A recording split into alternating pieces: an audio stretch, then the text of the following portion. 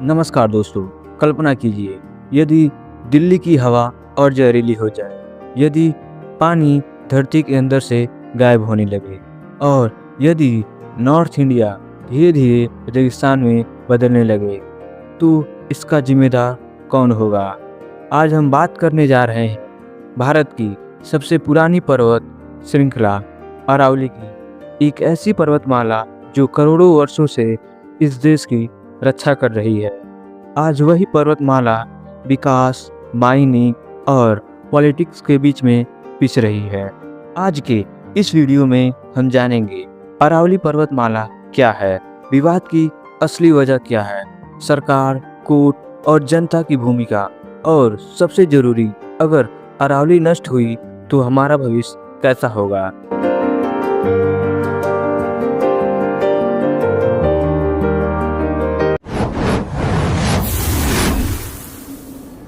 अरावली पर्वतमाला को विश्व की सबसे प्राचीन पर्वत श्रृंखलाओं में से गिना जाता है। साइंटिस्ट के अनुसार इसकी उम्र लगभग 300 से 350 करोड़ वर्ष पुरानी है। यह हिमालय से भी कहीं अधिक पुराना है। यह पर्वतमाला राजस्थान के पाली और उदयपुर से शुरू होकर हरियाणा, दिल्ली होते हुए गुजरात तक फैली हुई है। प्राचीन काल में अरावली मानसून को रोककर वर्षा संतुलित बनाए रखती थी, मरुस्थल के फैलाव को रोकती थी, नदियां और जल स्रोतों को जीवन देती थी। अरावली केवल पहाड़ नहीं, यह एक प्राकृतिक सुरक्षा कवच है। अरावली के इन्वायरमेंटल इंपॉर्टेंस क्या है? अरावली के 3 प्रमुख कार्य हैं।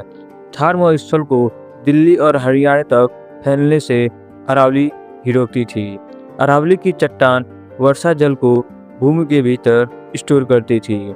दिल्ली एनसीआर में धूल और प्रदूषण रोकने के लिए अरावली एक प्राकृतिक दीवार है।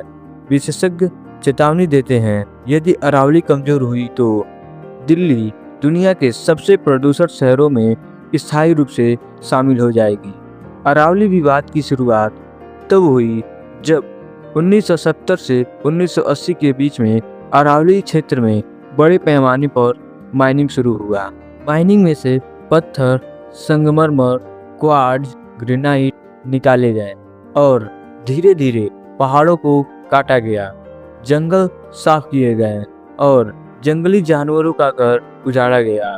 इसके साथ ही इलीगल फार्म हाउस, रिजॉर्ट और कंस्ट्रक्शन तेजी से बढ़ने लगा। यह सब पर्यावरण कानूनी का खुला उल्लंघन था। 2002 और 2009 में सुप्रीम कोर्ट ने महत्वपूर्ण फैसला लिया। अरावली क्षेत्र में माइनिंग पर बैन लगा दिया और फॉरेस्ट एरिया को कंजर्वेशन का आदेश दिया। कोर्ट का स्पष्ट कहना था, अरावली ही राष्ट्रीय धरोहर है, इसका विनाश पूरे देश के लिए खतरा है। लेकिन इसके बाद भी सरकार ने लॉ की डेफिनेशन चेंज कर दी गई। कुछ एरिया में फॉरेस्ट को मानने से इनकार कर दिया गया। यहीं से विवाद ने राजनीतिक रूप ले लिया।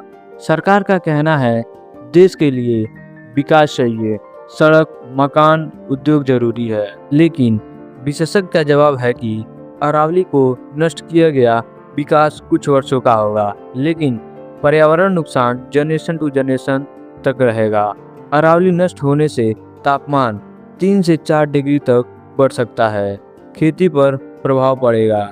यह विकास नहीं, भविष्य से समझौता है। न्यू डेफिनेशन के हिसाब से जो पहाड़ी 100 मीटर से कम हाइट की है, उसे अरावली हिल्स में काउंट नहीं किया जाएगा। इस हिसाब से 93% पहाड़ी 100 मीटर की हाइट से कम है।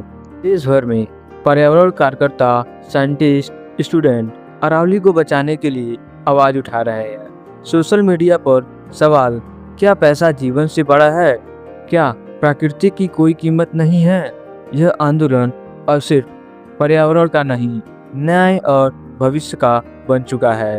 अरावली हिल्स केवल पत्थरों का समूह नहीं है, यह हमारी हवा, हमारी पानी और हमारा भविष्य है।